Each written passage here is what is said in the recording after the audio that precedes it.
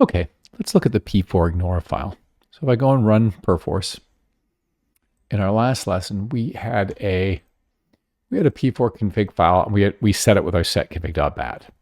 And this is a file we don't want to share with anyone else because it's got our local folder in it. So if I open it up, it's got the one thing we don't want to share with anyone is our local workspace. Even with myself on another computer, that workspace is going to be different. So everyone's workspace is going to have a different P4 host. So we don't want to share this on Perforce, and Perforce automatically ignores this P4 config. But let's just imagine this was another file we wanted to share. So I'm going to go into my Explorer. And I'm just going to copy and paste that file. And I'll call this other file P4 config 2. So P4 config 2. And I save it. And then I hit refresh. And then if I go to add P4 config 2, it adds it to my directory, and it will add it to the depot when I submit it. So that plus means it's not submitted yet.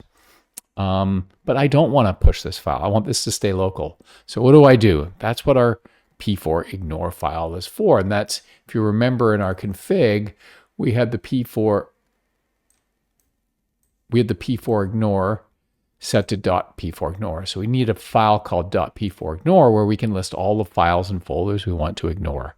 So let's do that. Let's go to our Explorer again. Whoops, I'm right here. And let me go in and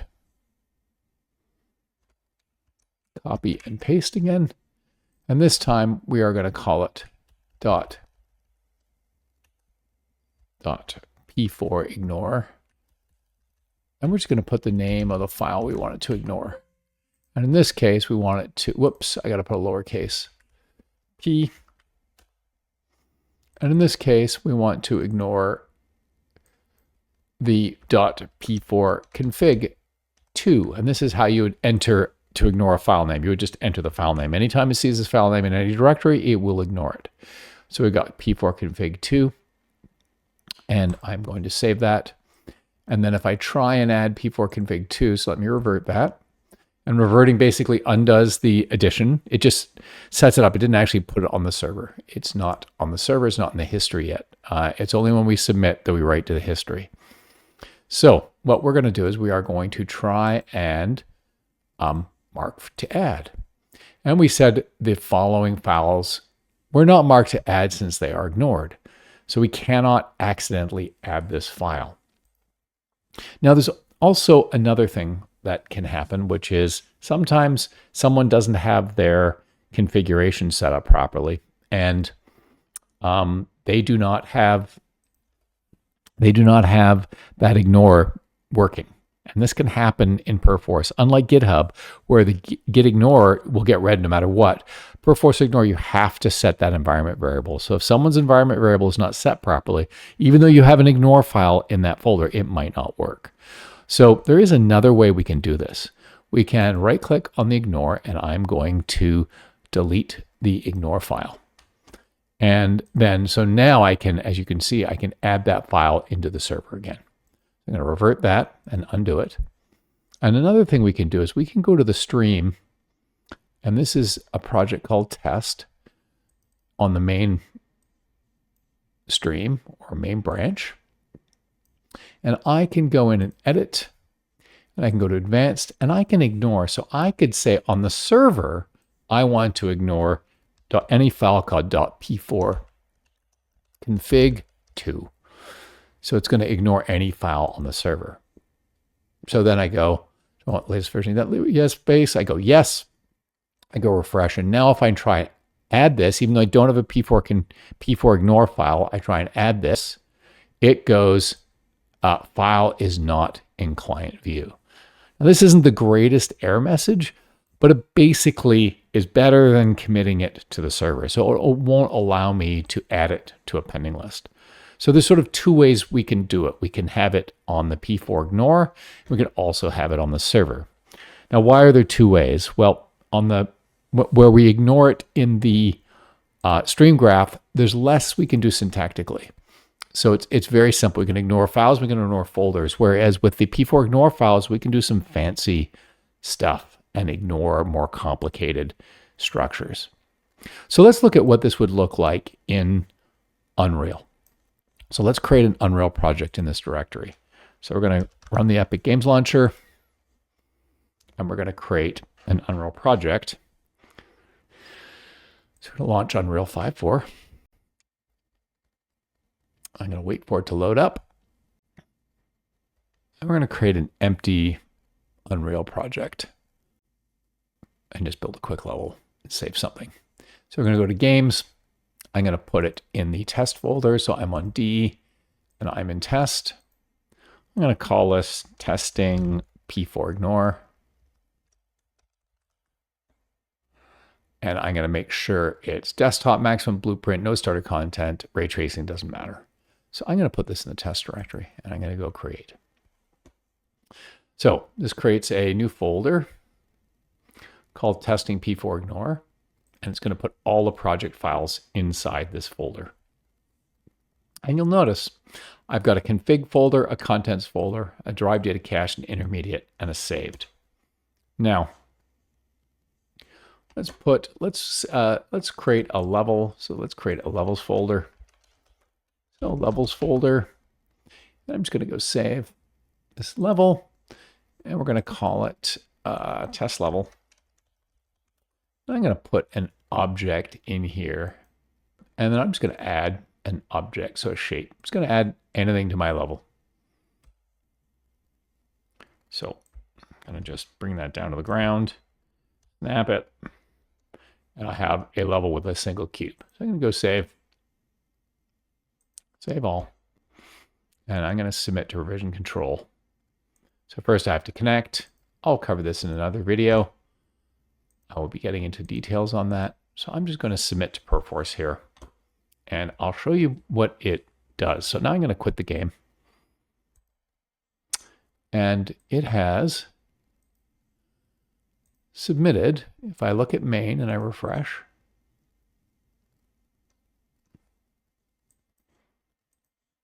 let me go back to my workspace, and I go here, I hit refresh.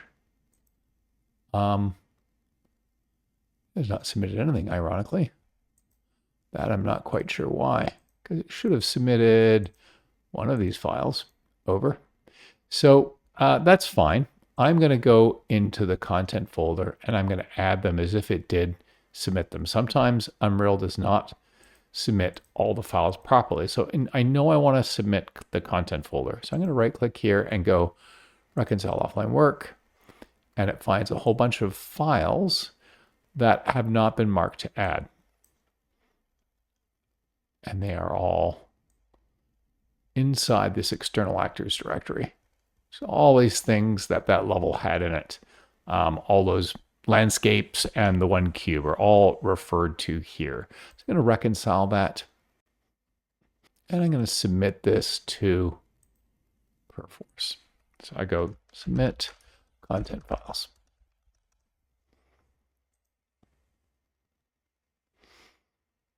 So now if I look at my file here, it's got the green indicating that it's being tracked by Perforce. Now we do want to share on a project. We typically share the content folder. This is where all our game assets go. So all our game assets go in the content folder. And then we share the config folder, which is what plugins are we using? What is the configuration for this project that we're all working on together? So we share the config and we share content. Now, we do not want to share drive data. We do not want to share intermediate. So drive data cache, I believe, is where it puts the virtualized textures and some of the baked stuff for my computer. And these are all very operating system computer specific. So this might be different on a cell phone game versus a PlayStation versus a PC versus a Mac. So this is unique to my machine because I'm developing on the PC, but someone else might be working on the same game on a different platform. Intermediate has our compiled blueprints. And again, this is operating system specific. So this folder will be different on a PC and a Mac. Now that Perforce that I logged into got saved to my local save directory. I don't want to share that with anyone else. I don't want them to log into my Perforce directory. So this is all the local stuff on my machine that I've saved. So essentially, what I want Perforce to store is just the config and the content folder, and not the derived data cache, not the intermediate, and not the saved. Let me show you what I mean. I can delete these folders safely, and even though I will lose that saved information, if I run the game, it's going to recreate the intermediate and saved and derived data cache folders. So it does not need to be stored. It will increase my load time by a short amount, but essentially I don't want these files. So what I don't want to do is I don't want to go in here and I don't want to submit intermediate, add saved or add derived data cache. So if I go to intermediate and I go, actually if I go to saved and I go add, it's going to try and add all these saved files. Now I want everything in that save folder to be ignored. So I don't want that these there. So we've got to edit our gitignore file. So I'm going to revert this because I do not want to commit them. I do not want to add them. And then we're going to load I'm going to delete this P4config2 because that was just to test it. And then I thought we had a P4Ignore here from earlier, but let's create a new one. Maybe I deleted it. Let's just create a new text document. And we're going to call it .P4Ignore.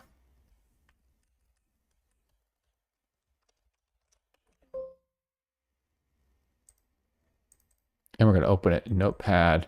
And we're going to add 3 folders. We're going to add the saved folder.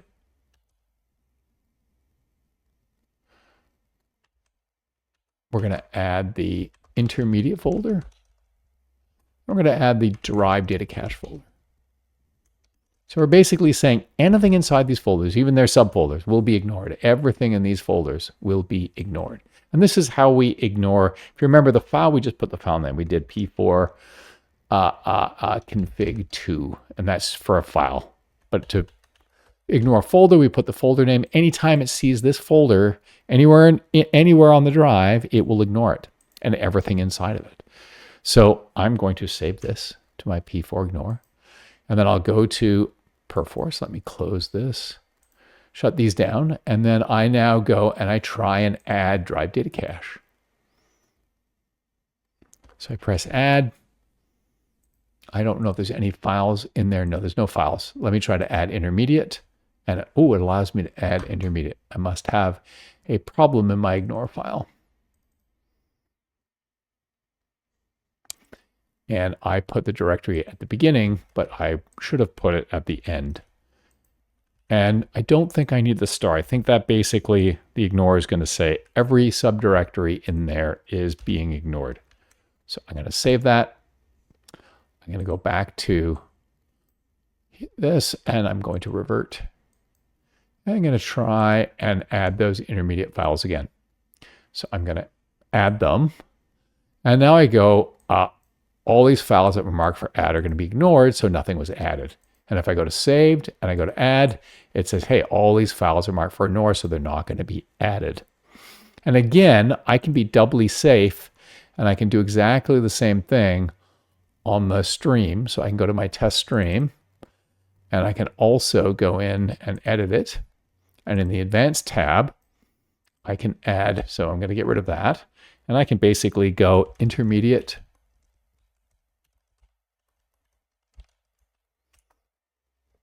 I can go saved, and I can go derived data cache. I'm going to apply that. Oh, right. In the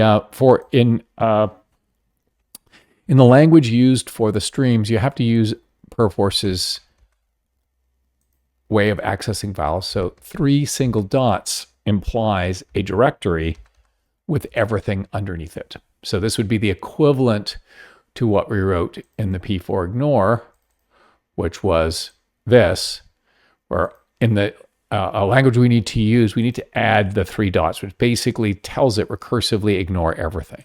So I'm going to go OK. I'm going to go, yeah, I'm modifying the directory, and I'm going to go here and let's move that ignore file out of out of the directory. So I'm going to show it in Explorer. I'm going to move it just to my desktop for now. I'm going to delete it from here so it's no longer ignoring. So it's no longer in my ignore file. Let's go and try and add save. So I'm going to go get add, and I get the file client isn't in view. So it's not going to let me add that save folder. And if I reconcile for offline work, I'm going to see that I've got files in my config folder. I've got an ignore file. That's fine. So essentially, it stops me from adding those files, even though I do like it better in the P4Ignore, because you do get a nice message saying cannot add because of the P4Ignore. So I prefer that error, even though I am getting, now when I have both, I'm going to get that error in the client view. So again, I've noticed that some people don't set up their environment variables, so things are getting pushed to the server. So I kind of like to use both the P4Ignore and that restriction on the server and stop people from submitting files. So that is sort of how the P4Ignore works. And if we go to my sample, my P4Ignore has sort of more complex language. So it goes, hey, any plugins folder, and then, so if there's any folder with plugins that starts with plugins, has another multiple directories, any number, that's the 2 stars, and then followed by intermediate, ignore everything in that intermediate.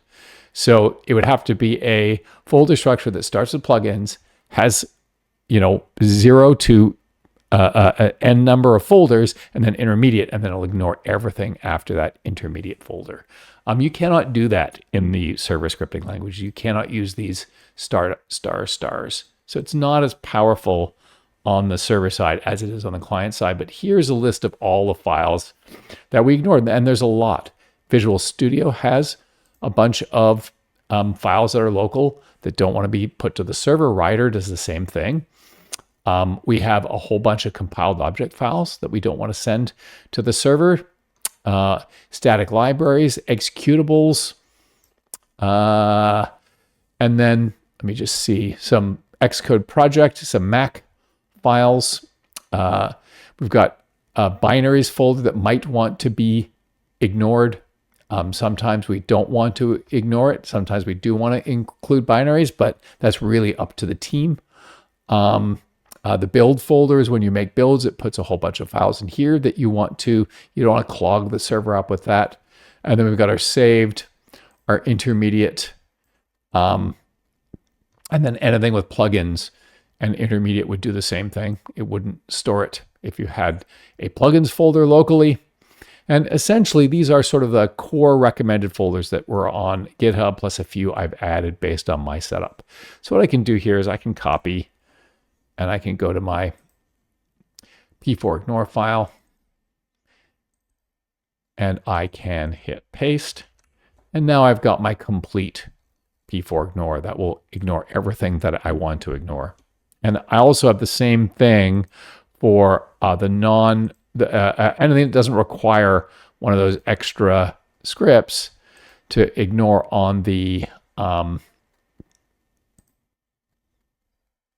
for that directory. So it's not the P4Ignore, it's here. Let me go back to the P4Ignore, and in P4Ignore we would have files that get cut and paste into there, and that is the stream ignore text. So I've also got stream ignore.txt, which again is a smaller list, and you can copy this into your stream folder. So I can go here, go copy, and then go to my stream, go edit and advanced, and then I can paste all these files and folders that I want to ignore on my stream. And that allows me to